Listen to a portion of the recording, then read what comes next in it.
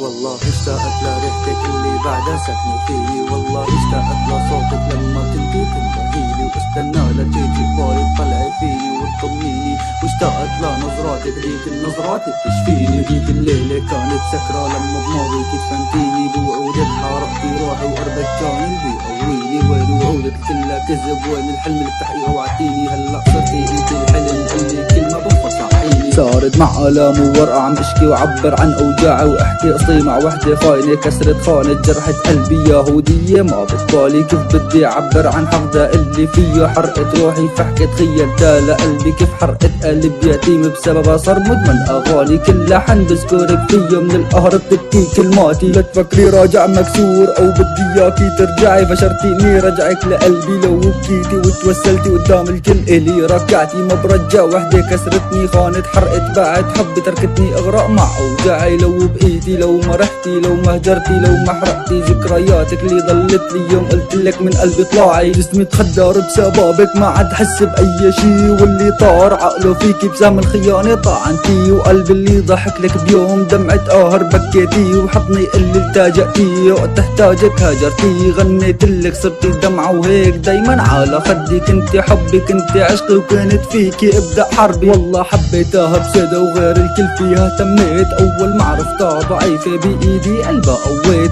علمتك كيف تقسي ليش قلبك قسي ع قلبي، وانا يوم شفتك ضعيفة ضميتك وفيك اهتميت. كانت بروحي ابكيكي وانت بوجع عديتيني، وان وعدك رح نبقى سوا رح ذكرك يمكن نسيتي، رح ذكرك بايام الماضي لما همك كنت تشكيلي نسيتي. لما بركتي حدي لما لاعبني التجأتي، ما هانت علي دمعتك رغم كل غصة فيني زرعتي. لا تفكري جرحك يكسرني او بعدك يهدلي حالي، لو اموت وبدفن حالي حتى لو فاضت اوجعي. فشرت لك ارجعي او قلك اوجاعي اسمعي. الف غنية غنيت لك صيفة غدرك ما عم تخلص، شو هالقالب اللي عندك الغدراتك عم تجرح. لو صارت بطولة خيانة فانتي نجمة هالمسرح، انا اللي كانت حبة زيادة وكانت مع بخيالي اسرح. يوم عن يوم حبة يزداد وهي كانت الحبة تكره، كل فخ نصبتي لي اياه تعرف خوخك عم تنجح. صاروا اكتر من غنية معقول ما وصلك مرسالي، نايمة بحضنه ودفيانة اصلا كلي ولا عالبالي. يا ريت فيني انساكي يا ريت طالعك من بالي الف يا ريت، لو بقول ما بتمحي صورك من بالي او بتمحي اول مرة بشوفك انا فيها. كان احلى يوم بحياتي واخر مرة بشوفك فيها، او بتمحي اول مرة بشوفك انا فيها. كان احلى يوم بحياتي واخر مرة بشوفك فيها.